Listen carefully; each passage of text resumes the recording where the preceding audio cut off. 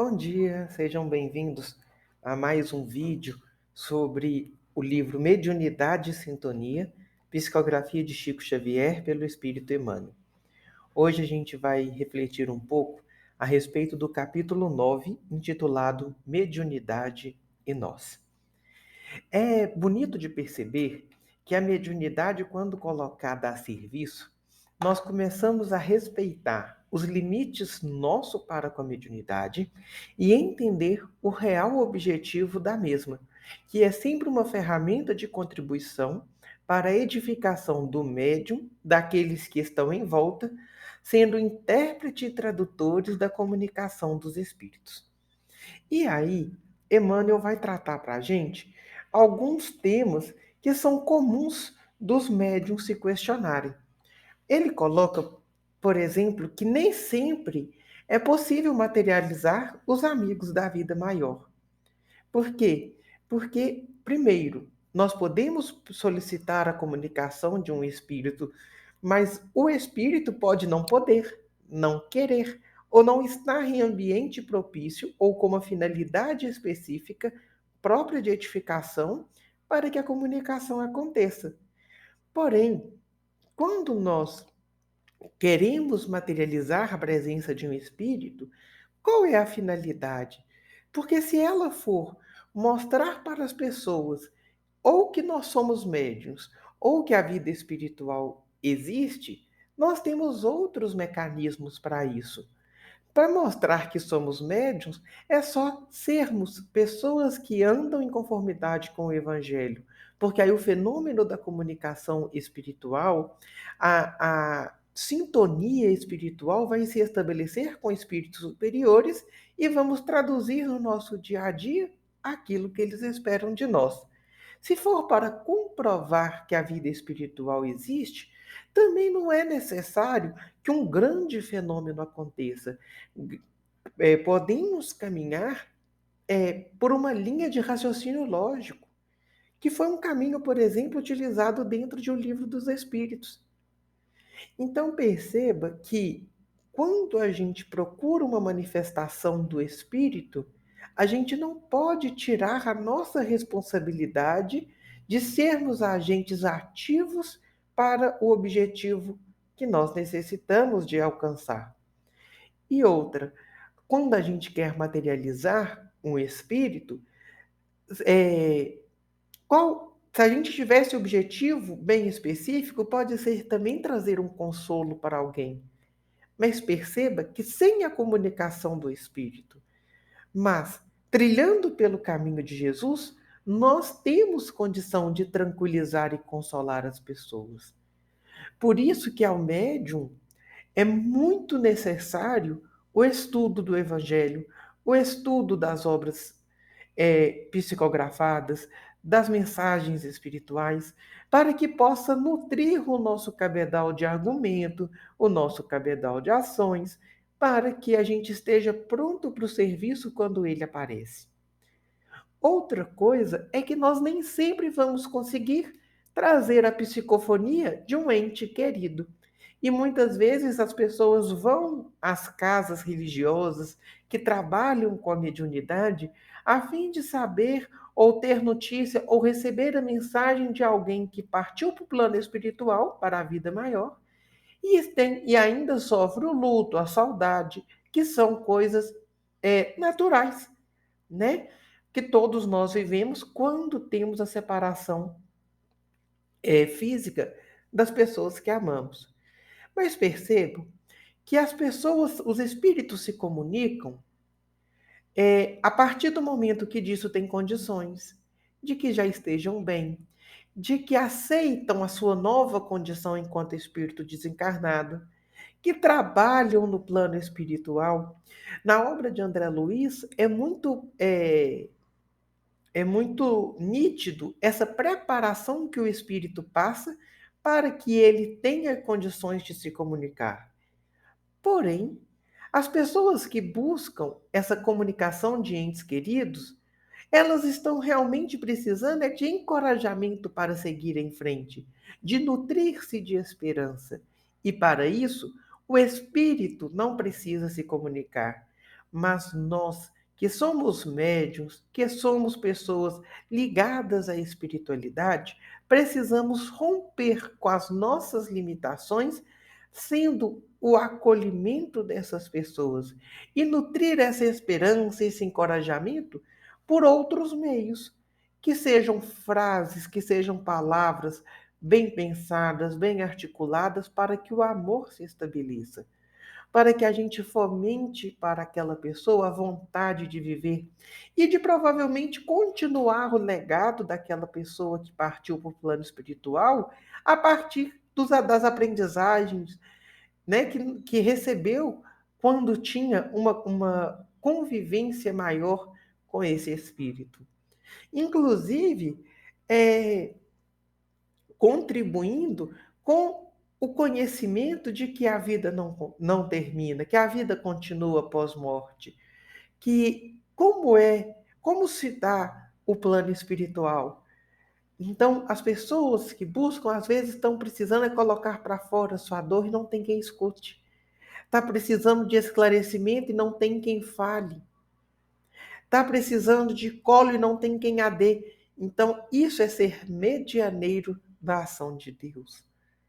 Depois ele coloca para a gente que nem sempre nós vamos conseguir uma comunicação espiritual para edificação imediata. Percebe que toda vez que recebemos uma comunicação espiritual, nós somos edificados, nós melhoramos enquanto sujeito. Sempre temos uma instrução espiritual para colocarmos em prática. O problema é que nós estamos na era do imediatismo. E ao invés de darmos tempo para que o processo de melhoria, de concordância com os espíritos, de reforma íntima acontecer, a gente quer várias comunicações mediúnicas e passar para o espírito aquilo que me cabe.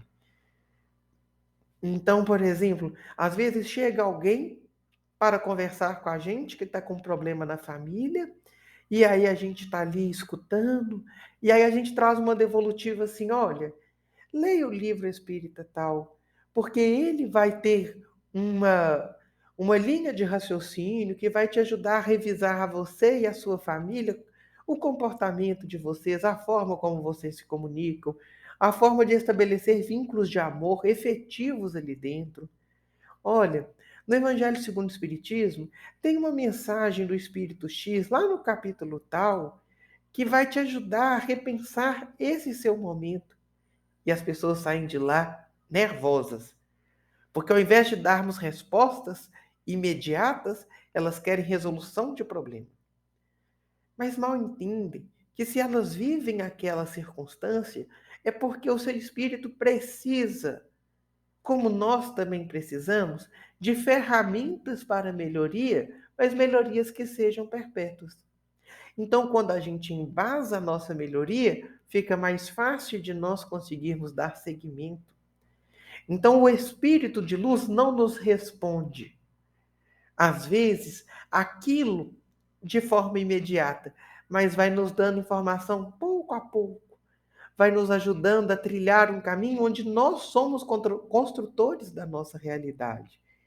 E aí, para aqueles que buscam, inclusive nós, respostas imediatas, pode ser que estejam precisando, em sua maioria, de restaurar a sua energia, o bom ânimo.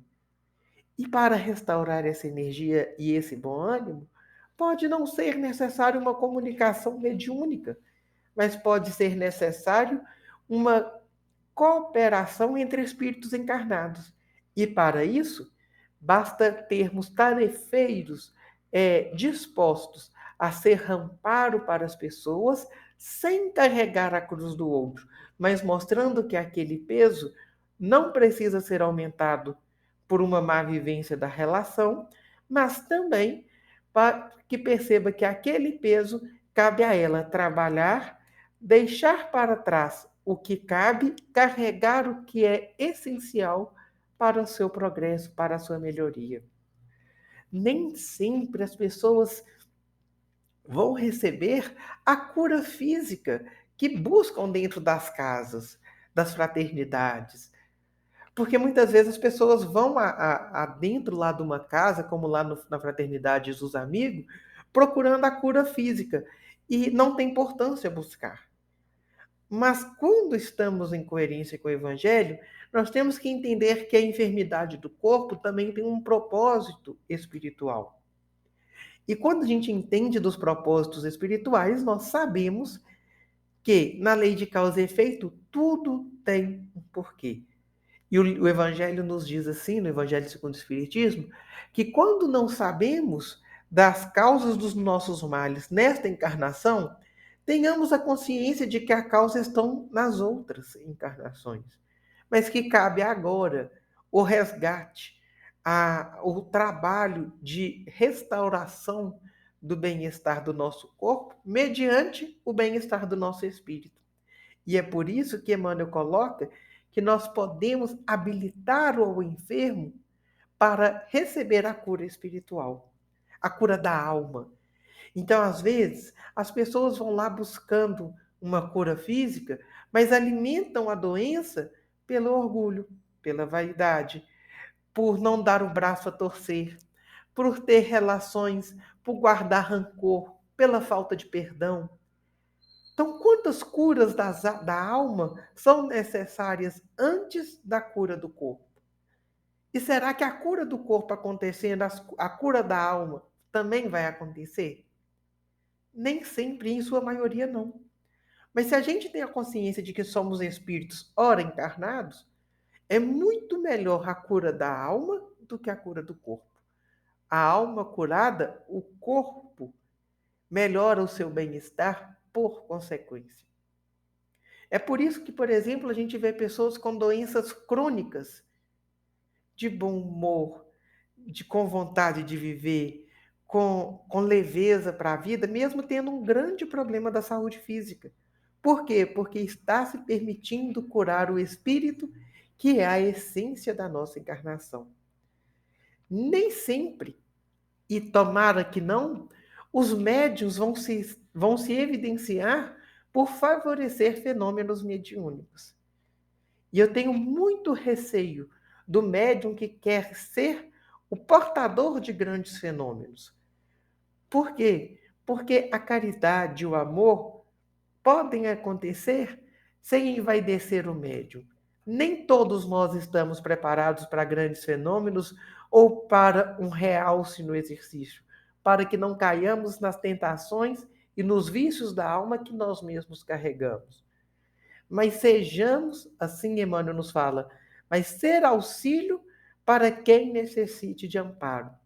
Então, se em vez de nos realçarmos pelo fenômeno mediúnico, vamos nos realçar pelo exercício da caridade de acordo com o que Jesus nos pede. Porque também é trabalho. Uma grande caridade dentro das fraternidades, por exemplo, é o exercício do acolhimento aos espíritos sofredores.